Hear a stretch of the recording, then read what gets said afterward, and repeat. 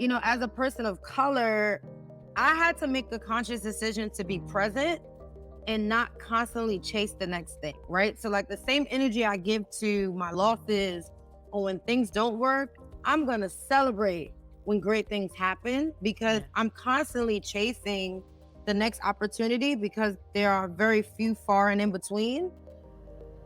Hi, folks. Welcome back to the Inclusive Collective. I'm your host, Nadia Butt, and I'm joined with my buddy here, Rob Hadley. Hey, Rob. Hey, Nadia. Thanks for having me. I'm so excited about our first episode. Can you believe we're here? Yeah, no, I think I think that we've accomplished everything there is to accomplish here just by being here today. I think so too.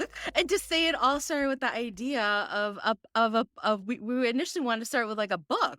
Yeah. Well, I mean, I think that what I've said is that the reason I'm doing a podcast is because I'm just way too lazy to write a book, right?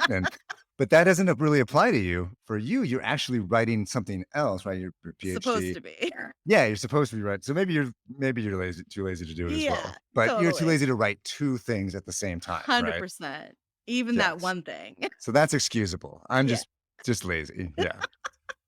Well, so I think this is kind of a cool thing because we can share that we actually started out with this idea of like, oh, we were going to write a book around the startup kind of process and journey through a diversity, equity, and inclusion lens. But then the idea kind of formed into a podcast. And Y- so, we can talk about what that looked like. Do yeah. you, Some would say we're very successful entrepreneurs as well, I right? think so. I believe it. Some would say. And today we're going to start as we go into our first episode, and as we start our journey through the world of startups, right? So we're talking about ideas and idea formation. And so one of the things that we talked about is that startups are really just ideas in search of a scalable business model. Mhm. Someone sees a problem, something that's missing in the market, or something that's annoying to them, and they have an idea, and then they set out on a journey to solve that problem for the world. So they And in like want to turn, close the gap in the marketplace that they're in. right, and end up creating a business in the process, right? And, to build that business and to make their vision a reality, startup founders typically have to convince someone to give them money, whether that's customers in a new market Mhm. or investors. And diverse founders can have a tough time convincing people that their idea is a good one, right? And that Mm, their problem is something that's worth solving. right. So today, let's start from the very beginning. What is it like when someone sees a problem or has inspiration, and then they start to form an idea? And what does that look like for diverse founders and startups? Yeah, absolutely. And we're so lucky to have our guest, Melissa Mitchner, with us today. She is the founder and CEO of the Bark Shoppe, a premier pet care company based in New York. Melissa also created the New York Institute of Pet Grooming. And if that wasn't enough, which let's face it, it is, but she also was listed on the Forbes Next 1000 in 2021. Wow. Really excited to have her here with us today. Welcome, Melissa. Thank you for having me. I'm super excited to be here. Yeah, Melissa, welcome. It's great to meet you. So thanks for joining us today. We really wanted you to be our first guest and open up this particular season of Inclusive Collective because we're talking about startup ideas and venture formation and how people see problems, have ideas about businesses they want to start in order to solve those problems, and the actions they take to go ahead and get those things started. So let's just start there, right? So tell us about a little bit more about the how you got started in the entrepreneurial world and the Bark Shop, and what was the inspiration there. Yeah, absolutely. I always say I stumbled into the pet care industry. I did not grow with any pets. I didn't know anything about pets. I had worked for Best Buy for a little over 10 years and they did a reorg and I decided to leave the company. With that, I decided to pursue my degree in middle and high school education. I was watching a reality spin-off show called Chicago Licious, which is a Oh, spin-off of Jersey Licious.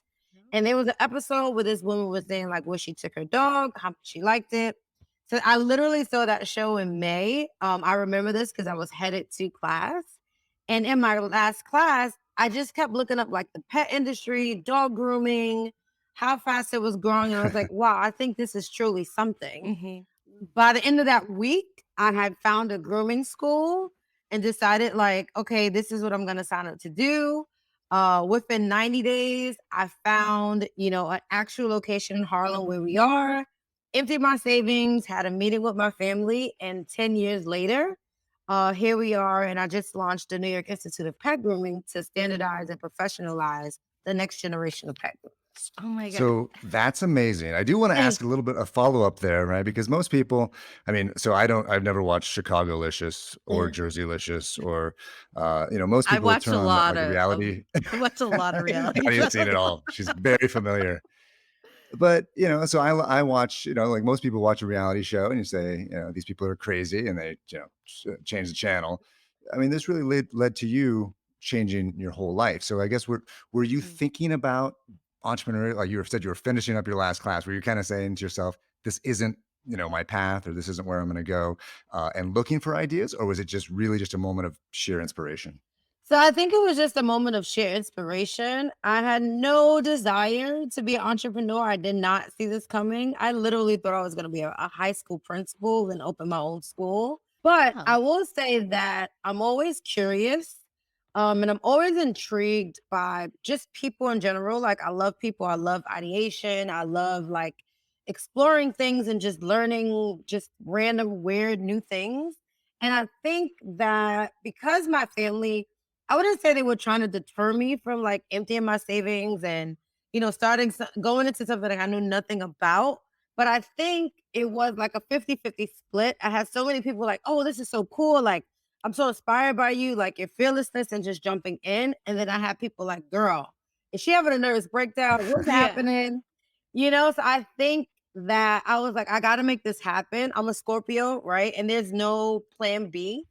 At the time, I was living in the South Bronx, which I'm not sure how many people are familiar, but it's actually the poorest congressional district in the nation. Mm. And the average person in that area lives on $16,000 to $20,000. I was living in the project, and I Mhm. was like, at this point, it just can't get any worse, Mm. right? So I might as well just go for it, and that's what I And did. you didn't own a dog. And I didn't own a dog, and I was afraid of big dogs until one day in Nice. grooming school, when my instructor said, "You do this." It was a German Shepherd. You do this German Shepherd, or you going home? And I'm like, "Well, I just paid $7,000 cash. I'm gonna watch this dog." And so Mhm. Wow. You're asking, can I get a Maltese or something? No. Yeah.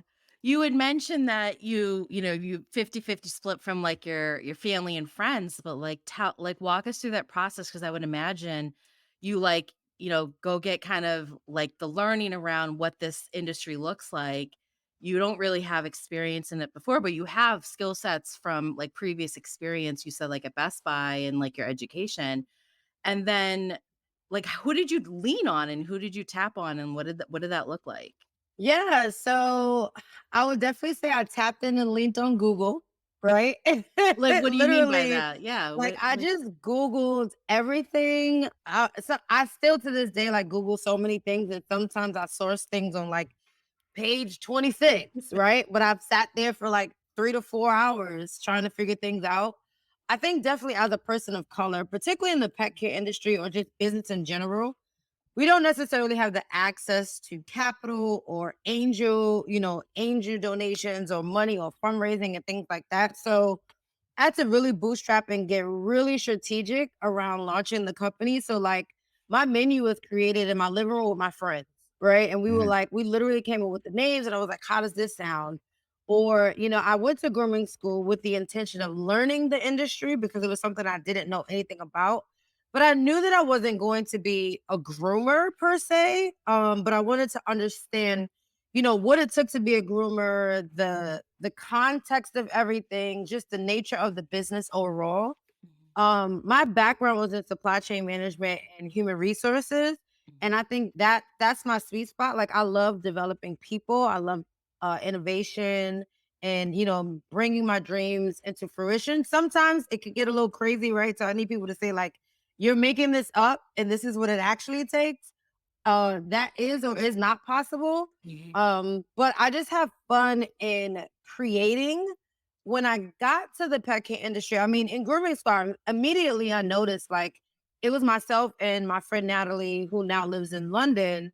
We were the only people of color in that Mm. room, Oh, wow. right? Yeah. It wasn't something that I wasn't used to because when I worked at Best Buy, I was the youngest and only person of color from New England all the Mhm. way through to North Carolina. Mm. So when I go into spaces where there are not people that necessarily look like me, I think that's an opportunity for me to shine a light and open the doors up for more people that look like me. Mhm. But also, being that foundation. And that's my sole purpose now, just Mm. continue to recruit, open doors for people of color, open doors for single moms, open doors for people within the pet space that only think, maybe they could only be a vet, but you could be an amazing dog walker Mhm. or an amazing groomer.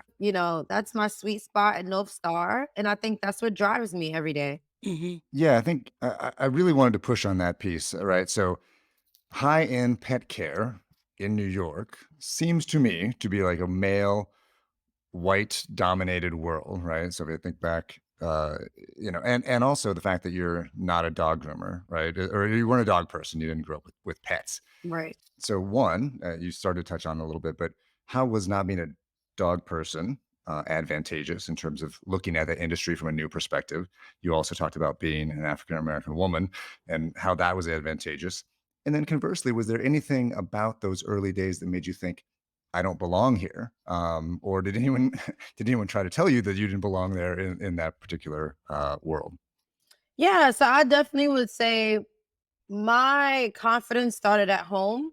So when I remember, so the building that I'm in is a co-op, and I had to there was so many loops and hurdles. And the one thing that I said in the interview is that I wanted to be a pillar in the community because I felt that people can't aspire to be what they don't see.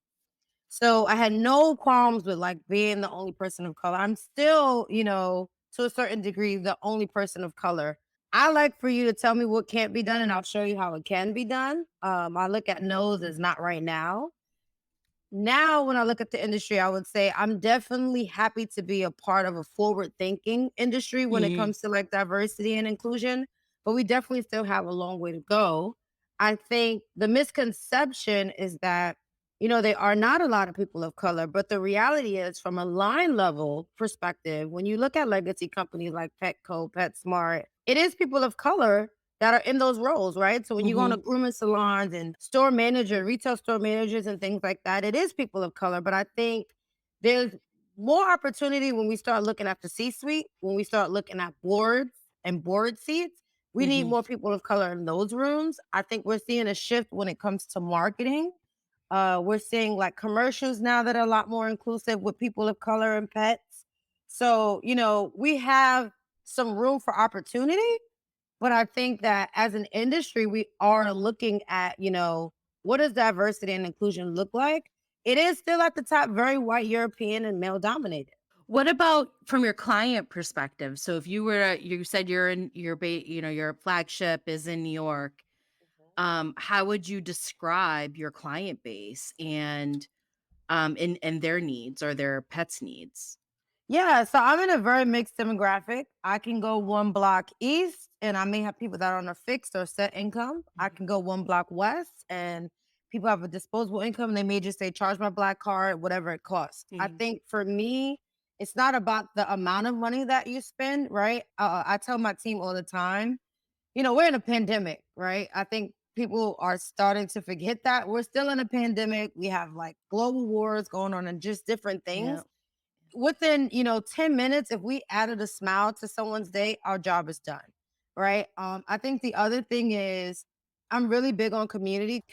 Is the centerpiece of my company, because before I had an awning, right? When I tell you I bootstrapped this company, sometimes you started with no boots.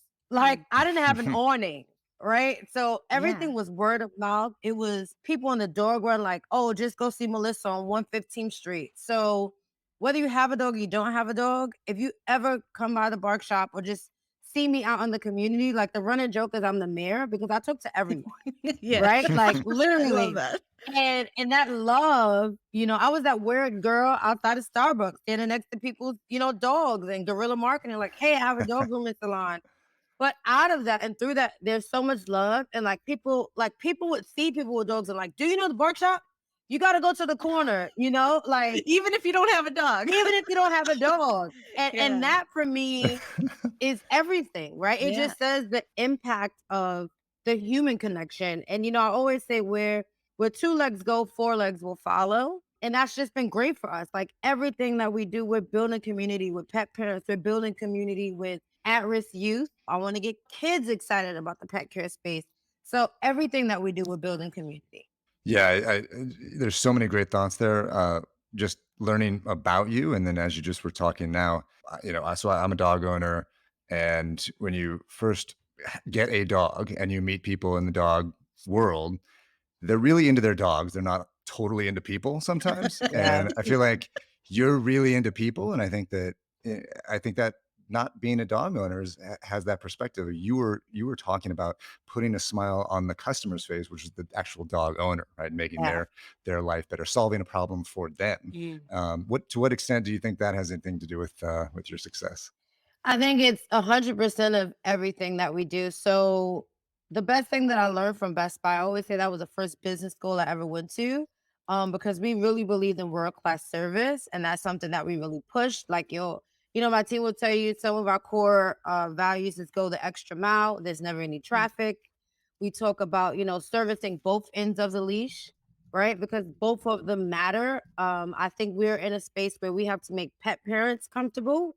Dogs are not looked at as backyard animals. Like these are members of people's family. These are people's Yeah. children, right? So we want to make sure that pet parents are comfortable and empowered. And then at the same time, we definitely, from a wellness perspective, we've transitioned to a wellness company and thinking about the well-being of our staff. Because as you said, most people that are in pet care typically like the pets. They're not really into the humans, right? Yes, Right. yes, So yeah. how do we empower and think about the well-being of our staff? We have mental health resources. I talk about having a therapist, because there's so many things deeper layered around just pets, and social emotional components and empathy and compassion. Mhm. I think that's definitely what like dogs have shown me, that empathy, that compassion, that love, that unconditional love. So how do we do that and tie that into our services, into our experience? Everything from the music that we play. We have this theory around like floor to ceiling observation, right? And what is that experience from the floor to the ceiling in our store? Mhm. From the time you walk in until the time you leave. Sometimes this morning, I just walked by my store and I'll stand from across the street to see what that experience is like, from the opposite corner and things like that. So, and I always laugh like, oh, I'm running a real business. I have a real company, with Yeah. 25 people.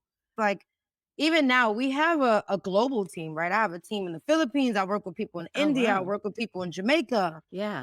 things like that. So I think that's important too, because it allows you to have a global perspective and you can kind of incorporate that into your business. How do you make sure everyone, 'cause that's interesting too, you're like global, so how do you make sure everyone's kind of aligned on the mission and the value that you deliver to the customer? Yes, it starts with me, right? So leadership starts from the top as a CEO and it cascades through the organization. The Slack channel is very lit. We're Yep. always like communicating, texting, Connecting, yep. connecting, Asana. As a CEO, my job is to enroll people into the vision of the company, right? From clients, strategic partnerships, employees, anybody that we bring on. So sharing my vision and really having clear expectations and understanding if this person can deliver. Now, has it always been rainbows and butterflies? Hell no, right? Mhm. I've had moments that have knocked the wind out of me. I just told someone the other day, I've been open for 10 years and like things are finally starting to happen with the seeds that I planted.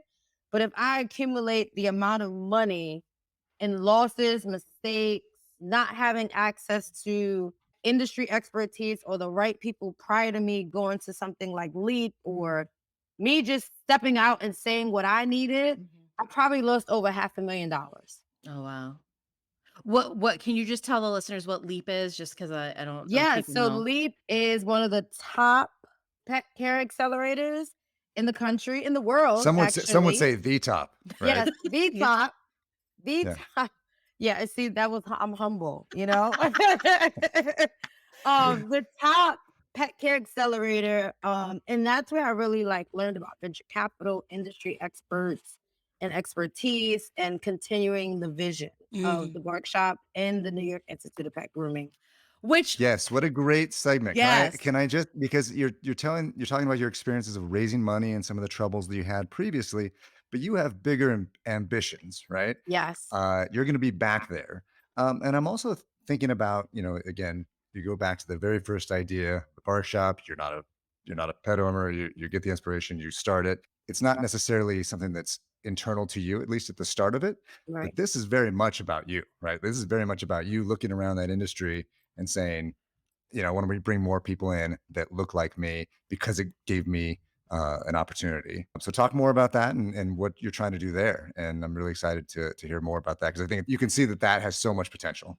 Yeah. So, for a long time, I kept hitting the same bottleneck with trying to scale the company. I was like, where are the groomers? Mm, Man.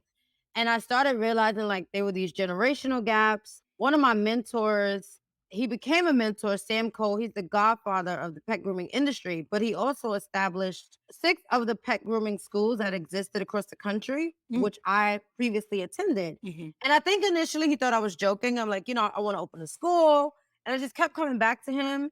And he was like, all right, you're serious. And I started sharing my ideas. And people were really excited about the expansion of the bark shop. And I'm like, I could take your money, right, and try to grow this company, but I also have integrity and I know that it's not gonna work. Mm. So I have been working on the school for about 3 years because I needed to learn about venture capital, right? And for me, I was uncomfortable with taking other people's money. I was like, I don't really know about that. So I needed to learn about that world. Mhm. I wanted to really train and standardize the pet grooming industry, right? Because I had met all these great groomers and they kind of saw it as a hobby. I saw the industry was growing super fast. I was working with the board of ed and alternative high schools. And I'm like, kids, they like trade schools are so important, right? Like Mhm. college is not for everyone. The pandemic happened. And I was like, all right, let's scratch the whole like brick and mortar. Let's create a hybrid education model. We're going to partner with other pet grooming salons, right? We all have the same pain points. So we created a satellite partnership model and let's really blow this out the water. I was inspired by the Peloton. I'm one of the many people over the pandemic Okay. who got a Peloton. Yeah. And I'm like, the bike is the bike, right? But it's the people, it's what we create. So It's then I like got that super community or that right. community. Yeah. Yep. So I had already been teaching at our industry expos and conferences. And sometimes you don't see yourself or think about yourself outside of yourself, but people will be coming up to me and was like, wow, your seminar was so good. Can I keep in touch with you? Can you consult for me? And I was like, we can just give people this. Like we can make the next generation of pet groomers. I always say like my legacy is not what I leave behind, but it's what I leave in people. Mm. Right? And like, I forgot how the African proverb goes, but it's like, you can teach someone how to, give them fish, but you can teach them how to fish and they'll be fishing forever. Whatever it is, Mm. I want to teach people, get them excited. I want them to, create their own companies. If they want to go work for someone else's company, I want them to feel well equipped to be the best pet groomer in the world. Not only in the United States, because pet grooming is international. I want to create the best pet groomers across the globe. You have this sense of like you're such it seems like you're a lifelong learner, like you value education, you value learning, you're a visionary, and I feel like you're putting those things together from something that you're really passionate about. You're a mentor by nature. I know that like you've been on a lot of panels talking about mentorship and leadership and vulnerability and so forth. So I'm not surprised that this is something that you're diving into and really wanting to expand on. So like I always look at things as an opportunity. I'm very transparent in the fact that like this is the industry, right? Like I don't think we really talk about or I even talk about like color as much as pet parenting, Mm, right? Like because I think that's the beauty of pet care and what I've seen, especially being in such a mixed demographic. I've seen people that would never in their daily life communicate with each other, but their dogs would pull them to each other and they mm, would just start conversing yep. about the dogs and the breed and where they like to go, what they like to eat. Yeah. So I think just pets in general, it's a beautiful space to be in because uniquely it brings people together, right? Like the running joke is like, I probably would not remember your name, but I know your dog's name. Yeah, it's so true, right? We have some great things in the pipeline. I can't announce just yet, but we're going to be doing some great things coming up in Q2 and Q3, empowering pet owners, looking at grooming as wellness, right? And grooming as healthcare. It's because a clean pet is a healthy pet. That's our tagline and shameless plug I love right that. now. Yes, plug But away. yeah, definitely, we have some great things coming, and I would say I haven't even scratched the surface of what I'm gonna do in this industry. Oh, Yeah, I'm so I think this is a excited. perfect place to actually launch those things with our extensive listenership. So I think you sure you don't want to break the news right now? I can't break the news, but I have a new Bark Shoppe website coming, the New York Institute of Pet Grooming, nyipg.org. Check us out. If you are in the pet space, we're always looking for strategic partners. If you are a venture capitalist, I don't need money right now, but I heard the best time to raise money is when you don't need money. So I'm looking to raise some money. So I would love to have some conversations. We want people that are forward thinking as partners. I don't just want your money. I want some thought leadership. I want to be real strategic and innovative. Mm. And is that raise or you said you don't need to raise, but is that for the expansion of New York Institute of Pet Grooming? Yeah, so this is for the expansion of the New York Institute of Pet Grooming. And we will be launching version 2 in April. So we're coming out of beta. It's been great thus far. And we have so many things on the horizon. Love it. I can imagine you're getting a ton of interest there as well because that's just, I mean, coming out of the pandemic, that industry is just booming. And the way that you kind of set it up and talked about it in relation to Peloton, it's just really exciting. I think that it's going to be huge. Thank you. Yes, it's a great time to learn a new skill set or trade. There's going to be 500,000 more pet groomers entering the industry by 2023. The grooming industry is actually going faster than the economy, according to the U.S. Bureau of Labor Statistics. Wow. So if you're looking to switch careers and do something that you love, this is the space to be in. Yes. So I think this is a good time to wrap up, but we have two questions that we want to ask you that we ask all of our listeners. Sorry, all of our guests. um, Yeah. what diversity, equity, and inclusion advice would you give to an entrepreneur entering in the startup space? I would say know that you deserve and are more than equipped for the seat at the a seat at the table. Don't get caught up in your gender or color or any of those things. Get caught up in what you bring to the table. And you can do anything, right? Like I know that's not, but you can truly do and be anything. And don't be afraid to take up space and ask for what you need. Because people don't know what you need if you don't say anything. That's great. Awesome. I don't know if you're feeling this. I don't want to speak for you, but I have been feeling because I think I'm in this like social activist world and my work is centered around diversity, equity, inclusion. And you mentioned earlier, like, the global kind of things that are happening, conflicts, war.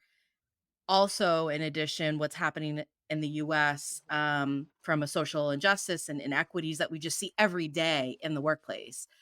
I would be curious, how do you re-energize? Like, I, I'm struggling with that myself. Like, I'm struggling with showing up every day and I want to show up for the people that need me. But at the same time, when it's at night, it's like it's exhausting and draining. So how do you re-energize? What do you do? So one, I have an amazing therapist. I think that's super important. I have a standing appointment every 2 weeks.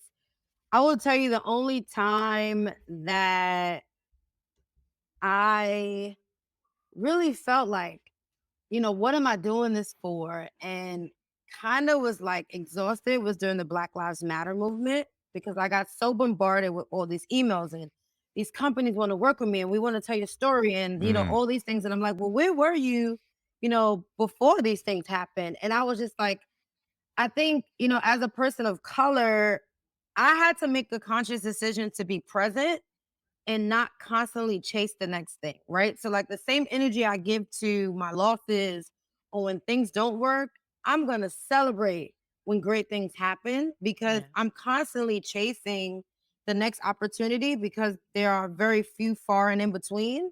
So I had to make a decision to say, you know what, we're gonna do it anyway, right? It Mhm. may take me a little bit longer. And then also TV time is important. So my friend, that's a running joke with my Mhm. friends. Like when it's TV time, I'm not responding. I'll go on like these binges for a Yep. couple of hours, and then I feel refueled. I love Wow. that. I benefit from that, just what you just said right there. So I hope other listeners will too. So thank you for Thank you. Oh, sharing that. and sorry, Yeah. one more thing. Something a great tip that my coach gave me. So I recently adjusted my schedule to start at 10 a.m. So that I could give myself 2 hours in the morning for myself, right? Mm. Whether it's Mhm. working out. I have this journal. It's called a 2-minute morning gratitude journal. And you write Mm. like three things. So I do that. I'm Oh, reading this self you're speaking to my heart right now. I'm reading this book, Bell Hooks.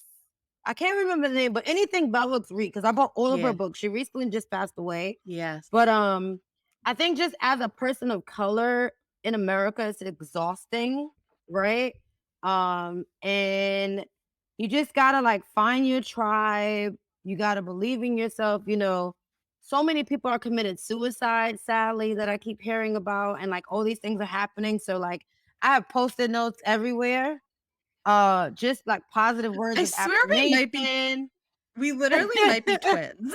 Yeah, like positive It's words of just so affirmation. yeah. um taking account for the energy that you put out, and then knowing to step away when you're not in a good space and you can't be a good friend or you can't be the best version of yourself, and saying like, right now it's not good for me to like interact with anybody. Like my solitude, those moments mean a lot to me. That's great.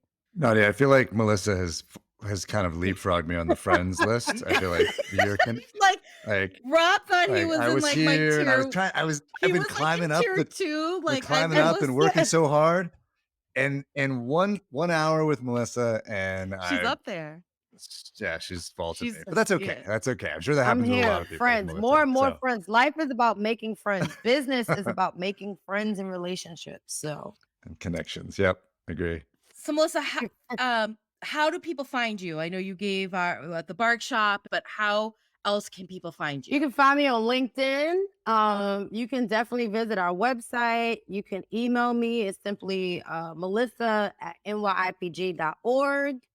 If you see me in the street, don't be afraid to talk to me. If you see me in the airport, no matter where you see me, I'm friendly. I don't bite. I love people, actually.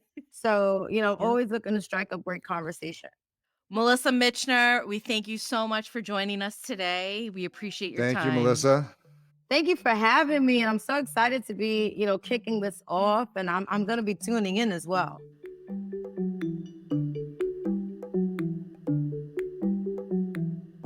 Welcome back from our non-existent commercial.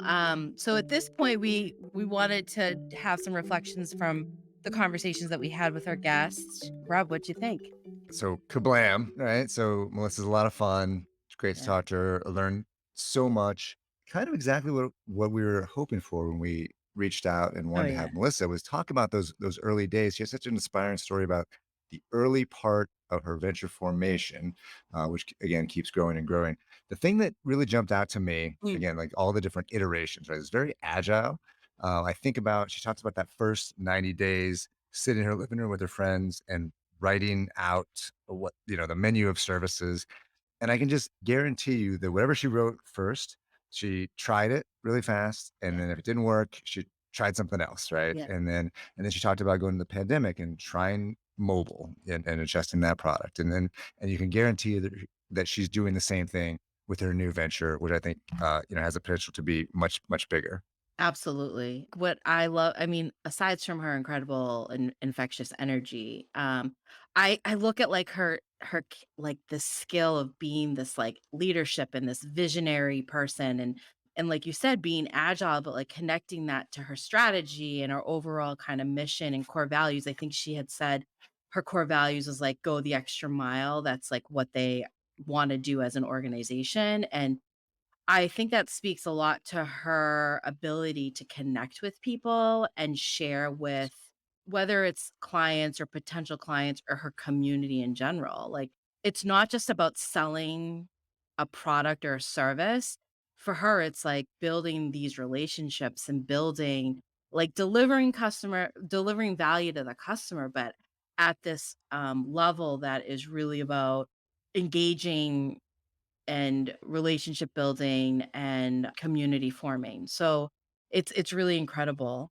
Yeah, she could probably go on. We could do a whole episode with her on just talking to your customers and learning from your customers and connecting and being part of a community. And so the one thing I think is I think there's something about her that was really interesting to me, right? I mean, Hmm. like, and I think that's very important is she had a great market, right? So like the market she was in, fast growing, she had the inspiration, the idea, but she always just took action, right? Like all of her stories are like, I had this inspiration and then I just did it. Right? Yeah. I just took a leap, and you can tell there's a tremendous amount of grit, determination, Hmm. and energy that she brought to this. And I think that's really important in the early stages of any startup venture. Yeah, would she say she, like, formed this idea in her apartment on the apartment floor with her friends surrounding her, just kinda brainstorming all these, like, different names for her company, and yeah, it's incredible. It's Yeah, I mean, really I think incredible. entrepreneurs, right, so within 90 days, right? So some of the things that that you see with entrepreneurs is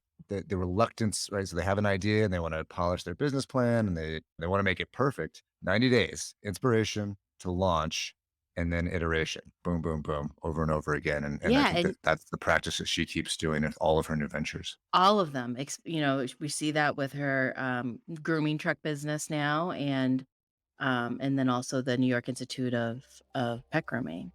Yep. Phenomenal. So couldn't have been better. Loved it. And I think that our listeners will learn a ton from Melissa. Absolutely. And we'd love to know your thoughts. So let us know what you think about our chat with Melissa about startup formation, ideas, and solving problems.